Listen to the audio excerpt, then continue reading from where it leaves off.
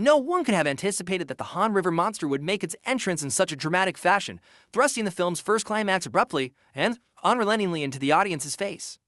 A year earlier, in a laboratory in Seoul, an American professor instructed his Korean assistant to pour an untreated chemical agent into the Han River. The assistant, concerned about the potential pollution, hesitated, but the American professor dismissed his worries with indifference. Reluctantly, the assistant complied, and with a thick plume of white smoke, the chemical was poured into the sewer. The countless bottles behind him hinted that this was not the first time such an act had been committed. A month later, a seasoned fisherman spotted an unusually grotesque fish in the Han River, a creature so bizarre that even his years of experience couldn't identify it. 3 months after that, a man preparing to jump off the Han River bridge noticed an eerie calmness in the water below, a subtle hint that the monster had fully formed. As the man leaped, the film truly began. Aaron, a middle-aged man with little to show for his life, had a bright and adorable daughter. His family ran a small shop by the Han River, and as usual, they gathered around the television to watch his sister's competition.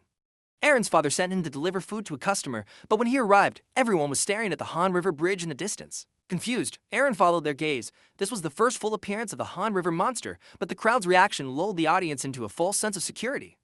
Instead of fleeing, people began throwing food into the river as the monster approached. When the dark shadow in the water disappeared, the film's first climax struck. Aaron suddenly froze, staring across the river, as if everyone had been paralyzed.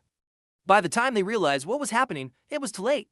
Once the monster came ashore, the peaceful riverside turned into a slaughterhouse. Panicked crowds scrambled for safety as the monster wreaked havoc. In their desperation, a group of people fled into a shipping container, thinking it would offer safety.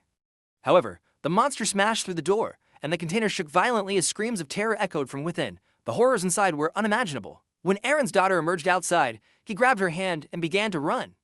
The monster was closing in, but Aaron stumbled and fell. When he got up and looked back, he realized he wasn't holding his daughter's hand.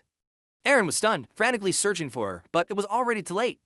Helpless, he could only watch in despair as the monster carried his daughter away. Overwhelmed with grief and disbelief, he let out a heart-wrenching scream, powerless to save her.